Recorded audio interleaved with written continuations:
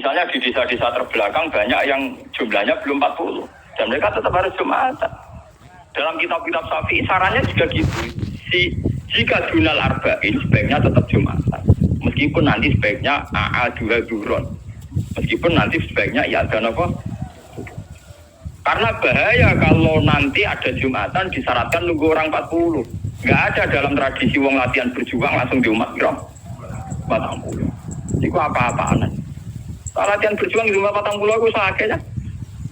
Nabi jadi nabi selawase orang yang di umat moloro tuh. Ngutri mau wong sapi di umat minimal bro 40. Orang ngarah. Paham ya? Kalau balik ini balik. Kalau pendapat ulama itu lah dari jadi isma baru wajib ditunduk. Padahal masalah yang ijma bisa dihitung dengan jari. Misalnya sholat 5 itu paling bentuk rokaat yang ijma. Bentuk fatihahnya ya misalnya Hanafi tidak harus fatihah. Pokoknya mata ya saro minal Quran. Macam-macam gitu. Oke, mata ya saro nopo minal. Kalau Syafi'i bentuknya harus fatihah. Tidak harus surat.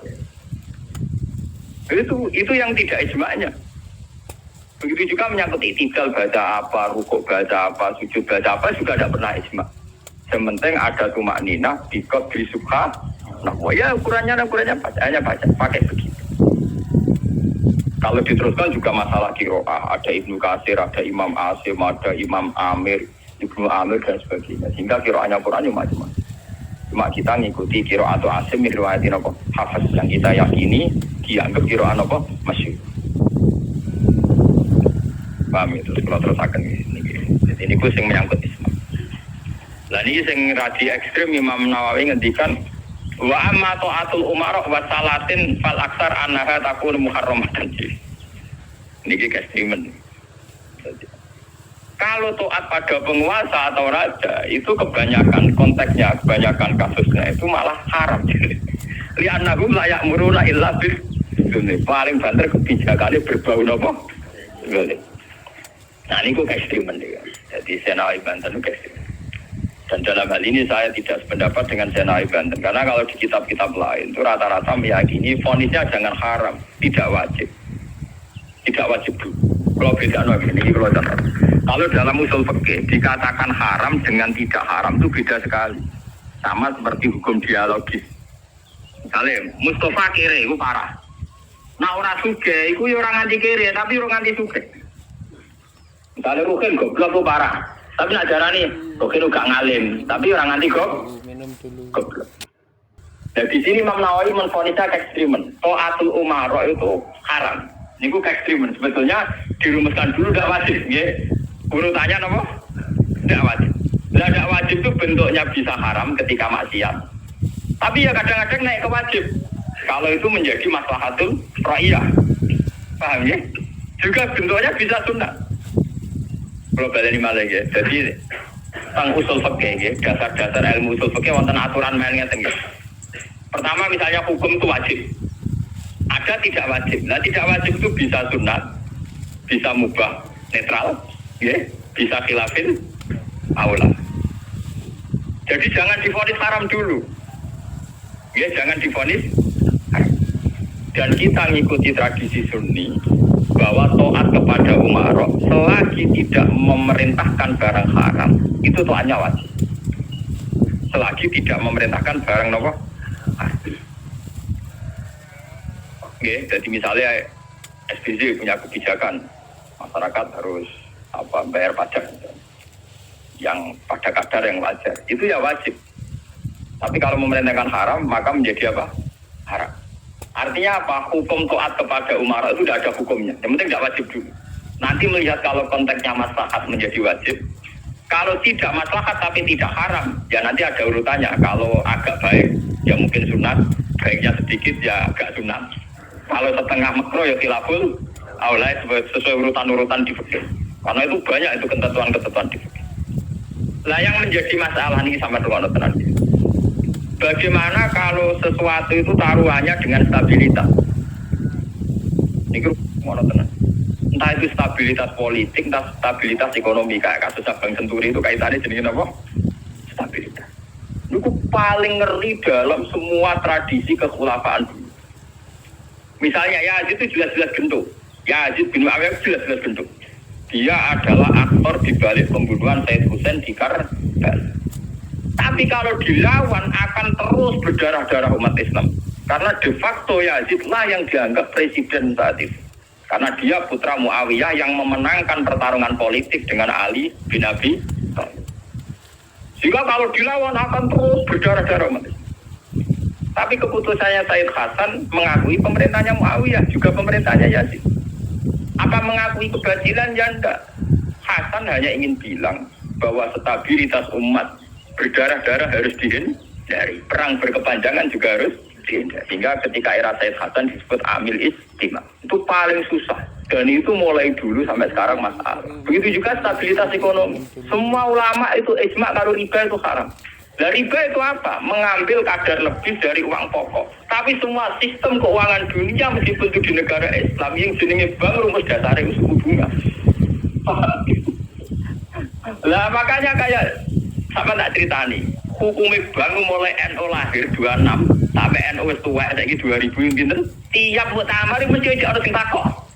Yo tetep dijawab khilaf. Senengane mesti telu gawe, kemudian dhisik telu. Suwe tambah papat. Biasane mainstream pertama riba mesti haram. Wis suwe nek riba wis apa? Haram. Lah nek takok, "Lah bang itu termasuk riba apa enggak?" Kurang mesti haram. Pokoke mrene riba itu haram. Kalau ceritanya aja. Karena kiai-kiai yang meyakini riba haram itu betul. Kalau riba haram itu betul. Tapi kalau yang meyakini bank itu riba itu tidak mesti benar. Bank loh. Karena begini, dulu ekstrim-ekstrimnya kiai tenggene Indonesia termasuk Kiai Rehan Kudus. Termasuk guru-guru saya ekstrim. Ini kemauan sempat fatwa khusus bank negara itu boleh. Masih bilang gitu. Jadi lihat di keputusan-keputusan gitu. Yang masih punya ruang boleh bank apa? Bank negara. Alasannya dalam sistem moneter modern tidak bisa menghindari yang namanya bank. Meskipun rumus bank tentu suku bunga atau melibatkan bunga. Tapi yang boleh itu kadarnya kayak apa? Tentu ad-daruratu muqaddaratun biqad. Ada aturan sesuatu yang nggak bisa dihindari. Misalnya kasus deflasi atau mengalami pengurangan nilai tukar. Misalnya begini, nggak mungkin kan orang yang punya uang tahun 82 juta, yang saat itu adol sapi gede, orang nabung di bank 2 juta tahun 80. Tentu 2 juta itu jual sapi besar, regane rong. Kan nggak mungkin 2010 sing sapi disepakati rego 8 juta, tetap dibayar rong. Paham deh? Masa yang kayak itu termasuk riba? Toh nggak keluar dari Rasul Marol. Mal durung juta kan aslinya sapi itu. Bagaimana mungkin kamu katakan itu keluar Rasul malu Rasul malih sapi regane 2 juta tahun 80. Saiki sapi tahun 2010 mesti regane misalnya 10. Paham? Lah nek 8 juta mbok anggap riba, lu Rasul malih kok sapi. Sapi nek saiki regane 10 juta. Lha iku sing dadi masalah ulama. Makanya dulu ketika rektor Al-Azhar sing jenenge Muhammad Salsut, kenapa Salsut itu populer di dunia akademik? Mergo dia tahu kontroversi mengatakan jika riba itu ada juz'un yasirun yang menutup angka penyusutan uang, maka itu belum sampai kategori apa? Cuma sing dadi masalah di Jawa yang kita alami. Terus yang diakui syariat kan hanya terus pakai emas. Sementara terus wong desa pakai sapi, mergo ora duwe emas. Misalnya begini, ini pengalaman saya gitu. Kulo nu sering ngani konflik tonggo-tonggo masalah ngoten. Misalnya adike mantu, cara kuno rak diutangi kakake. Mbok Gus pokoke riyen kula utangi pedet. Pas niku payu 400.000. Tahun 80. Saiki tukarane wis ra rukun tahun 2010 ya ini wis aku. Mbok Gus pokoke riyen kula utangi sapi pedet. Lah iya dhisik mau 400.000 saiki tak atur 400.000 dari sing utang oleh dolim. Ana saya saiki tok pikir telu.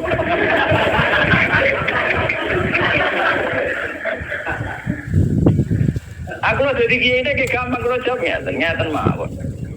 Nak disaur 400.000 jelas mari geger. Tuh kalau pedet mawon. Pengirin utangnya apa? Pedet. Sampai itu goblok. Terus orang agama nganggo pedet, ngene pedet ya, saya tuku pedet. Enggak, aku ngukumi wajib nganggo krus pedet, wis rupa duit mesti geger. Wah, dhisik kok pedet yo sahur apa? Sekarang tetangga saya itu banyak yang haji. Itu gara-gara krusnya sapi. Dulu mbak saya itu namanya Mbak Cintik. Itu haji pun tak sapi 16. Sekarang itu ngomong darani haji ku murah. Dulu keluarga saya haji kalau menangi cilik, keluarga kalau haji mau bayar 7 juta. Menangi malih haji 14 juta. Pas bapak kula haji 2003 niku 23 napa? juta. Tapi wong desa muni darane haji saiki sepakat murah. Mergo nak nganggo sapi. Mergo dhisik sapi entek sapi 16. Saiki 30 juta lah entek sapi papat. Jadi wong desa nak darane haji saiki luwih murah dibanding dhisik. Artinya apa? Rupiah yang melonjak itu tidak ada pengaruhnya dalam perjuangan desa. Mergo dhisik 7 juta entek sapi 6, saiki 30 juta entek sapi papat. Bagaimana Anda bisa menvonis riba dalam konteks-konteks serumet ini ekonomi ini, paham ya? Mesti wong ora paham, nak wong fikih ngukumi riba itu sak perampangan. Dia mau mikir maksudnya ora paham. Paham ya? Kalau kita nanti dibantah lagi, lah nak ngoten nak jenenge riba. Sama nak diutang aku malah saya kira iso nyaur, mesti riba. Wong diutang Pak, wong diutang saya iso nyaur mesti kudu riba. Nah riba ra iso nyaur. Nah contohnya piye? Nah misalnya sampean diutang aku 10 tik, saya ini boleh 10 kangelan tik wis Rp100 riba lho kamu. Iya toh, misalnya orang dulu punya pecahan Rp10, diutang Rp10, saya kira ruginya nyaure piye? Boleh pecahan terkecil saya ini 100. Nyusui ra iso lho. Wong pecahane 80 ya ora ono. Apa riba itu misalnya? Paham ya? Kalau riba itu persis nilai intrinsik, nilai nominal uang, tentu masalah. Tentu apa? Berarti uang diutang 10 sen atau Rp10 kudu disaur 10. Golek ini ning ndi? Paham ya? Nah ora susuk barang riba yo disuwi dhuwit Rp100, golek Rp10, 80 nggih. Piye carane? Malah ada ulama udah mikir, Nah yang kayak begini ini masalahnya itu repot. Kalau sudah menyangkut stabilitas, entah itu politik, entah ekonomi, pasti repot. Kasus-kasus ini kasus di Bank Senturi, kasus masalah intelijen itu kalau pertimbangannya stabilitas politik ada intelijen, stabilitas ekonomi ada permainan bank, dua ono LPS, buah ono KKS, gampang ono bulat. Podo untuk stabilitas kiai yang ngono, antar kiai rapati ngalim mesti dilindungi, ngono ya kiai. Ya karena semua itu demi stabilitas. Dan aku ditapai uang, cara jenengan Kiai Mustofa Anis Budi tak jawab ya uang apik. Tapi kok nanti ngeten-ngeten ya uang ya tahu salah tapi tetap uang apik. Itu demi stabilitas. Kalau mau tidak percaya pada kiai tinggi juga repot ya agama itu, Pak. Orang mau bangko yang kalau nggak ada motif percaya ono ras. Kalau dukungan masyarakat ke kiai rendah kita ya repot. Ngurus agama kenapa? Mang takok iki sapa itu ora seperti apa ya. Tapi kok ngene-ngene Gus ya tetep apa di bangku ya ayo bener. Aku sering disewani tiang-tiang ono kiai terkenal apa di togo-togo desa mbok terkenal apa ngono jenenge fitnah yo macam-macam mbok fitnah mbok tenan apa napa alam. Ono kiai kok kelakuane ngene-ngene terus ya kenapa to? Sing darani kiai kok apa? Kiai ku wong sing mimpin salat. Angger pancen salat itu pas kiai lan di luar iku kowe ra ngekno apa. Sesuai kiai dia kadang-kadang ke anakku, walau Gus kalau difitnah ngeten. Ku yo goblok. Kiai kok di luar urusan salat. Penting ku angger salat ke rukuk makmum rukuk kabeh, pas ke sujud kabeh ku jenenge kowe pas kiai. Paham ya? Di luar iku 50-50. Wong aku sing alim perasaanku ngono kok kowe kok repot. Aku ora wis kiai alim, perasaanku dadi kiai pedak mulang. Orang mulang wis rapati napa? Iya. Dohat kontak kok itu goto. Gua nganti saiki biasa teng pasar lugu teng parkiran iki lugu teng isor iki ya. Tiang-tiang lugu nek sepeda motor dhuwur kadang yo wonten teng kamu.